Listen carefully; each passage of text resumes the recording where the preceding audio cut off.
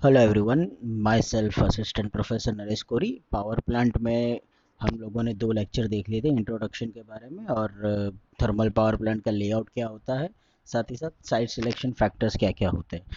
अभी next chapter इसके बाद में हमारे लिए आता है जीटीयू के सिलेबस के हिसाब से हाई प्रेशर बॉयलर्स। तो आप लोगों ने अपने फर्स्ट सेमेस्टर ईएमई में और डी टू डी वालों ने अपने थर्मल इंजीनियरिंग फिफ्थ या फोर्थ सेमेस्टर में लो प्रेशर और मीडियम प्रेशर बॉयलर्स के बारे में पढ़ लिया होगा। तो लो प्रेशर और मीडियम प्रेशर के बाद में अभी हाई प्रेशर बॉयलर्स जो कि बड़े बड़े थर्मल पावर प्लांट के अंदर यूज़ होते हैं उसके बारे में हमको पढ़ना है। देखिए, बेसिकली बॉयलर की डेफिनेशन क्या होती है वो हम सबको पता है, लेकिन फिर भी अगर एक सिंपल वर्ड में बॉयलर का मीनिंग हमको बताना है तो हम कुछ इस तरह से बता सकते हैं that boiler is a device which is use to produce steam. ठीक है। अभी स्टीम कुछ भी हो सकती है, चाहे वो लो प्रेशर भी हो सकती है, मीडियम प्रेशर वाली भी हो सकती है और हाई प्रेशर वाली भी हो सकती है। हम कोई भी स्टीम प्रोड्यूस कर सकते हैं। वो डिपेंड करता है हमारे थर्मल पावर प्लांट की कैपेसिटी के ऊपर। अगर वो लोअर कैपेसिटी वाला है तो हम लो प्रेशर वाला बॉयलर भी यूज़ कर सकते हैं, मीडियम कैपेसिटी है तो मीडियम, हाइयर है तो high. High pressure boiler according to IBR, Indian boiler regulation के हिसाब से बॉयलर की डेफिनेशन क्या बनती है। बॉयलर की डेफिनेशन कुछ इस तरह से बनती है कि हम लोगों को एक बार प्रेशर जनरेट करने के लिए, एक बार प्रेशर एक बार प्रेशर जनरेट करने के लिए जो एनर्जी पानी में से रिमूव करनी पड़ रही है और उसके हिसाब से जो हम बॉयलर की डिज़ाइन करते हैं, that is known as the boiler. ये हमारे लिए बेसिकली बॉयलर की एक डेफिनेशन बनती है। और पावर प्लांट के अंदर हम लोगों को पता है कि भाई स्टीम थर्मल पावर प्लांट है, थर्मल पावर प्लांट के अंदर स्टीम प्रोडक्शन सिर्फ और सिर्फ एक ही मैनर में हो सकता है, बाय बर्निंग ऑफ फ्यूल। और मतलब कि कोल को बर्न करके, कोल को बर्न करने के बाद जो भी हॉट गैसेस जनरेट हो रही है उन हॉट गैसेस को हम पानी को गर्म करने के लिए यूज़ करेंगे, और पानी को गर्म करने के बाद में जो स्टीम जनरेट हो रही है उस स्टीम का हम लोग यूटिलाइजेशन करेंगे हमारे टरबाइन को चलाने के लिए। तो ये हमारे लिए बेसिकली बॉयलर का फंक्शन होता है। ठीक है। और ये मेन कंपोनेंट है थर्मल पावर प्लांट का, सबसे इंपॉर्टेंट कंपोनेंट है। इसके बिना तो थर्मल पावर प्लांट है ही नहीं, मतलब ये सब मतलब आपको पता ही है। तो टाइप्स क्या क्या होते हैं हाई प्रेशर में, हम लोग बेसिकली 8 टाइप यहाँ पर देख सकते हैं। Lamont, Loeffler, Benson, Schmidt Hartmann, Velox, super critical, super charge and fluidized bed combustion boiler. आठों के आठ बॉयलर इंपॉर्टेंट है, आठों के आठ। ठीक है। और पूछे जाते इसमें बेसिकली 3 या 4। अभी तक में जो ज़्यादा पूछे गए वो है स्कीमेटेड हार्टमैन है, बेंसन है, लोफ्लर है। ठीक है, ये 3 बॉयलर सबसे ज़्यादा है। लामोंट बॉयलर भी पूछा गया है 2-3 बार। तो आज हम लोग सबसे पहले लामोंट बॉयलर के बारे में पढ़ेंगे कि लामोंट बॉयलर बेसिकली होता क्या है, लामोंट बॉयलर किस तरह से दिखता है, उसका कंस्ट्रक्शन क्या होगा। हियर इट इज़, ये है हमारा लामोंट बॉयलर। कुछ इस तरह से होता है हमारा लामोंट बॉयलर। आप लोगों ने जो ईएमई में पढ़ा है या अपने डिप्लोमा लेवल पर पढ़ा है, बॉयलर बेसिकली उसी तरह से होता है। ठीक है, सिंपल वर्टिकल आप लोगों ने पढ़ा होगा, बैबकॉक विलकॉक्स पढ़ा होगा। फिर लोअर प्रेशर में जो भी 2-3 बॉयलर आते थे वो आप लोगों ने पढ़े। उसी तरह से हाई प्रेशर में थोड़ा यहाँ पर डिफरेंट ही होगा। उसमें हम लोग टाइप्स के रिगार्डिंग पढ़ते थे, मतलब कि हमारा बॉयलर वाटर ट्यूब बॉयलर है कि फायर ट्यूब बॉयलर है, सिंपल वर्टिकल है, हॉरिजॉन्टल है, इंक्लाइन है, एक्सेट्रा एक्सेट्रा एक्सेट्रा। यहाँ पर हम लोगों को अंदर वर्किंग किस तरह से हो रहा है उसके बारे में पढ़ना है। तो मैं पहले आप लोगों को कंस्ट्रक्शन बता दूँ। एज यू कैन सी, सबसे पहले यहाँ पर होगा हमारा फीड वाटर। ठीक है, फीड वाटर क्यों? क्योंकि बॉयलर के अंदर जैसे जैसे वाटर का स्टीम में कन्वर्जन होते जाएगा तो फ्रेश वाटर की ज़रूरत हमको पड़ेगी। तो यहाँ पर होगा हमारे लिए फीड वाटर पंप। ठीक है, जो मतलब कि या तो रिवर में से या लेक में से कहीं से भी पानी खींच के आपके अंदर लेकर जाएगा। ये होगा आप लोगों का इकोनोमाइजर। ये नॉमेनक्लेचर किया हुआ है, you can see easily from the figure. ये होगा आपका इकोनोमाइजर। एक मिनट मैं फिर से दिखाता हूँ, ये है आपका इकोनोमाइजर। ये जो सर्किट आपको दिख रही है that is your economiser. Economiser के बाद हम लोगों को मिलेगा यहाँ पर स्टीम सेपरेटिंग ड्रम। क्या होता है मैं एक्सप्लेनेशन में बताऊंगा कि ये क्यों रखा गया है। फिर इसके बाद में हमारे पास में होगा ये कन्वेक्टिव इवापोरेटर। ये होगा आपका कन्वेक्टिव इवापोरेटर। ठीक है। और कन्वेक्टिव इवापोरेटर के बाद यहाँ पर होगा हमारे पास में रेडियंट इवापोरेटर। दोनों इवापोरेटर का फंक्शन अलग अलग है, क्यों है मैं आपको एक्सप्लेनेशन में बताऊंगा। फिर यहाँ पर हमारे पास में होगा सुपर हीटर। देखो मैंने आप लोगों को थर्मल पावर प्लांट के लेआउट के एक्सप्लेनेशन में each and every single component का वर्किंग बताया हुआ है कि भाई क्या वर्किंग होता है, क्या उसका फंक्शन है, ठीक है। तो वही सारी चीज़ें यहाँ पर भी रिपीट होगी। फिर हमारे पास यहाँ पर ये वाला पोर्शन, ये है हमारा एयर प्रीहीटर। ये हमारा एयर प्रीहीटर है जो एटमॉस्फेरिक एयर, हम लोग मैंने पावर प्लांट के लेआउट जनरल लेआउट में आपको समझाया था एयर प्रीहीटर का फंक्शन कि कंबशन करने के लिए जो ऑक्सीजन की ज़रूरत होती है, जो ऑक्सीजन हम लोग एटमॉस्फेयर में से सक कर रहे हैं, अब उसके अंदर चांसेस होगा कि भाई मॉइस्चर कंटेंट है, ठीक है। अगर ऐसी मॉइस्चर वाली एयर आप कंबशन के लिए भेज रहे हो तो वो मॉइस्चर को रिमूव करने के लिए पहले हमको एनर्जी की ज़रूरत पड़ेगी। तो करते क्या है कि भाई जो भी फ्लू गैसेस हमारी जनरेट हो रही है because of the burning of your fuel, those flue gases will be used to preheat your air before going to the boiler।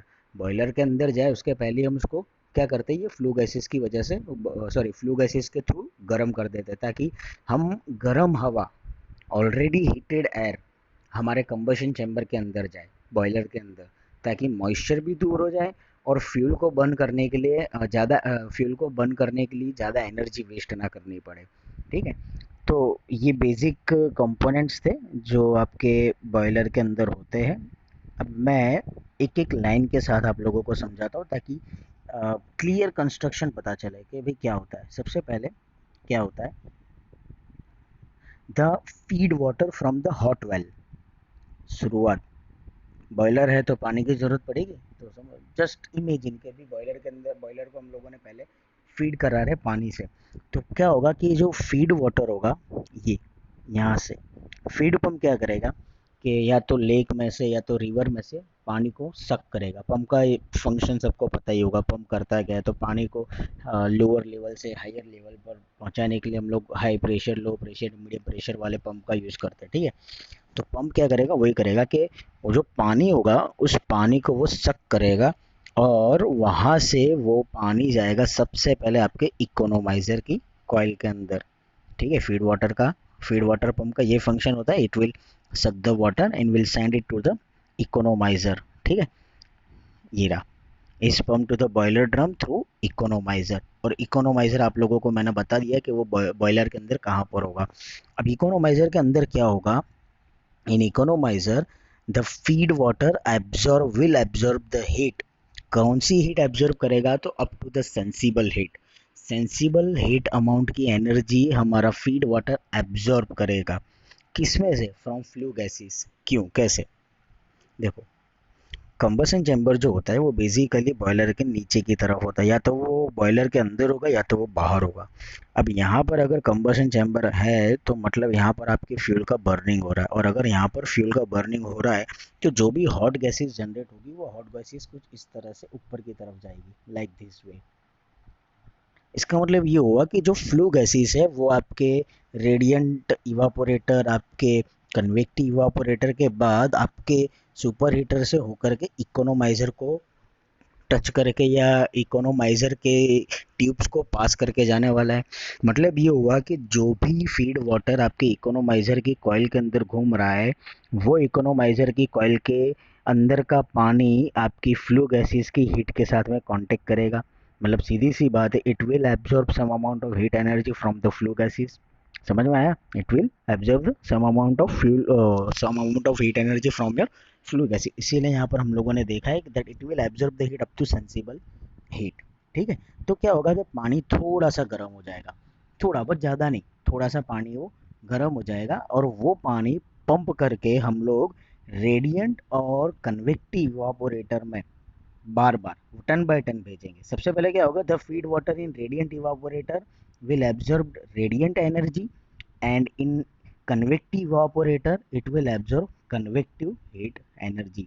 हमारे पास में दो इवापोरेटर है, ये आपका रेडिएंट इवापोरेटर है, ये आपका कन्वेक्टिव इवापोरेटर है। अभी ये कन्वेक्टिव क्यों बोला है, रेडिएंट क्यों बोला है, रेडिएंट मतलब रेडिएशन एनर्जी। मैंने पहले ही बोला यहाँ पर आपका कंबशन चैम्बर होगा तो सीधी सी बात है जो भी फ्लू गैसेस होगी उसकी रेडिएशन की एनर्जी आपके रेडिएंट इवापोरेटर में जाएगी। एक बात समझो, ये जो इवापोरेटर होगा वो फ्लू गैसेस के कांटेक्ट में नहीं होगा, फ्लू गैसेस इसमें से पास नहीं होंगी। समझ में आ रहा है? फ्लू गैसेस जो होगी वो उसमें से पास नहीं होगी। लेकिन रेडिएशन क्या होता है कि रेडिएशन एनर्जी के बारे में आप लोग 5th सेमेस्टर हीट ट्रांसफर में पढ़ चुके हो कि कोई मीडियम की जरूरत नहीं है। एनर्जी जो फैलती जा रही है उसकी वजह से जो हीट एब्जॉर्ब हो रही है उसको हम लोग रेडिएशन बोलते हैं। तो ऐसी एनर्जी यहाँ पर आएगी, जो आपका पानी यहाँ पर आएगा, जो आपका पानी यहाँ पर घूमने वाला है वो। और यहाँ पर कन्वेक्शन क्यों बोल रहे हैं? क्योंकि ट्यूब के अंदर पानी घूम रहा है, लेकिन जो हॉट गैसेस होगी वो आपके ट्यूब्स को पास होकर के जाएगी। फिर से, रेडिएंट इवापोरेटर में जो आपकी हॉट गैसेस होगी, जो फ्लू गैसेस होगी, वो इसके ऊपर से निकलेगी, इसको पास होकर के, इसको क्या बोलते हैं अपने, छू करके नहीं निकलेगी। लेकिन कन्वेक्टिव इवापोरेटर में इस तरह से नहीं होगा। कन्वेक्टिव इवापोरेटर में ये होगा कि आप लोगों की जो फ्लू गैसेस होगी वो आपके पाइप को क्रॉस करके निकलेगी, उसको टच करके निकलेगी। इसीलिए यहाँ पर जो हीट ट्रांसफर होगा वो कन्वेक्टिव होगा, यहाँ पर जो हीट ट्रांसफर होगा वो रेडियंट होगा। तो ये दोनों इवापोरेटर इसी तरह से काम करेंगे। जैसे फ्रिज के अंदर इवापोरेटर का काम होता है, वही काम यहाँ पर होगा। तो क्या होगा कि जो भी हमारा इकोनोमाइजर का पानी है वो पानी हमारे रेडियंट इवापोरेटर और कन्वेक्टिव इवापोरेटर दोनों में हीट एनर्जी एब्जॉर्ब करेगा।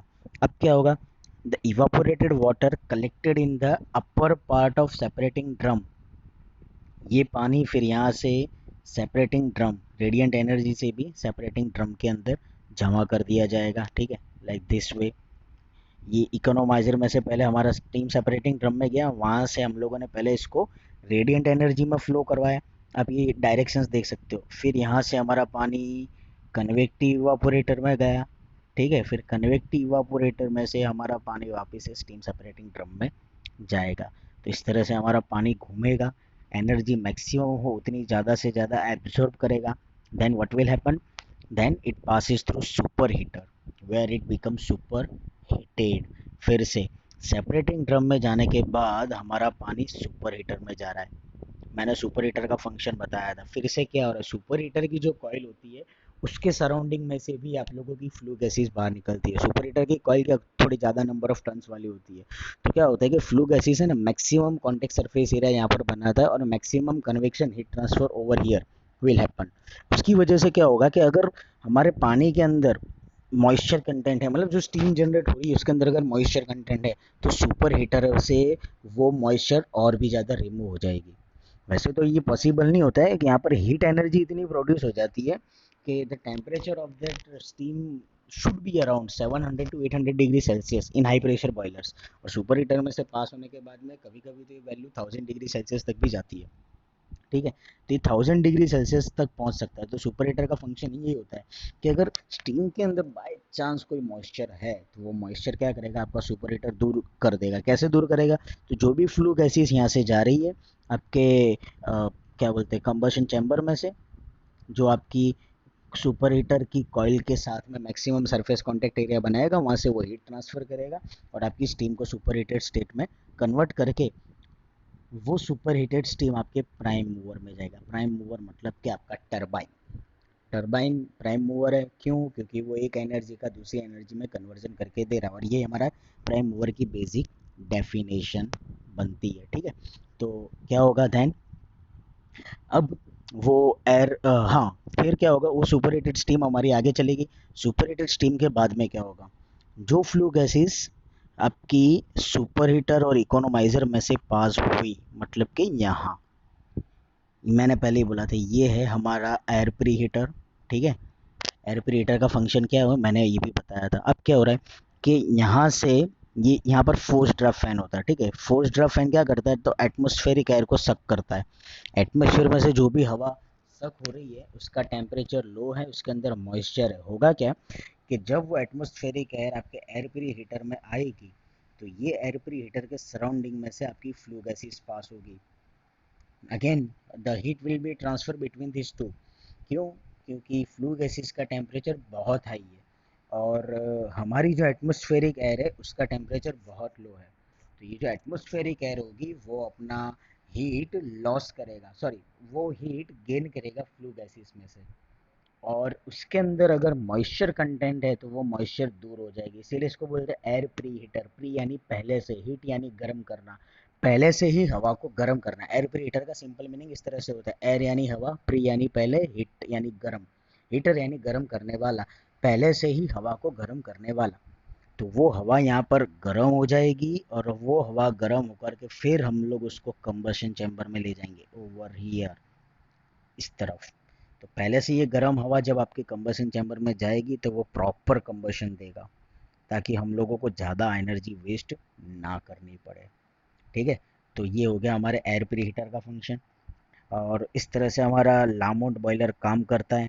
और फिर एयर प्री हीटर में से आपका जो हॉट गैसेस होगा, फ्लू गैसेस होगा, वो यहाँ से चिमनी के थ्रू बाहर निकल जाएगा।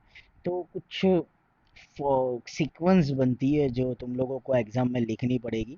वो कुछ इस तरह से होगी कि भाई कंबशन चैम्बर में सबसे पहले हमारा हॉट गैसेस जनरेट होगा, फिर वो कन्वेक्टिव इवापोरेटर पे जाएगा, फिर वो सुपर, वैसे तो कन्वेक्टिव इवापोरेटर के पहले यहाँ पर रेडियंट एंड इवापोरेटर आपको लिखना, तो आप लिख सकते हो रेडियंट इवापोरेटर। नहीं, इसीलिए यहाँ पर नहीं लिखा है क्योंकि रेडियंट इवापोरेटर क्या है कि फ्लू गैसेस के कांटेक्ट में नहीं है। मैंने पहले ही बोला, अगर वो कांटेक्ट में होता तो रेडियंट नहीं होता। बराबर, क्योंकि रेडिएशन का मतलब क्या होता है कि भाई कभी भी हीट ट्रांसफर के लिए किसी मीडियम की जरूरत नहीं है। और कंडक्शन कन्वेक्शन में क्या होता है, मीडियम की जरूरत है, मतलब कि कांटेक्ट होना जरूरी है। इसीलिए यहाँ पर हम लोगों ने रेडियंट इवापोरेटर नहीं लिखा है। तो हमारी सीक्वेंस इस तरह से बनती है, कंबशन चैम्बर से कन्वेक्टिव इवापोरेटर, फिर सुपर हीटर, फिर इकोनोमाइजर, फिर एयर प्री हीटर, फिर चिमनी, और वहाँ से एटमोसफियर।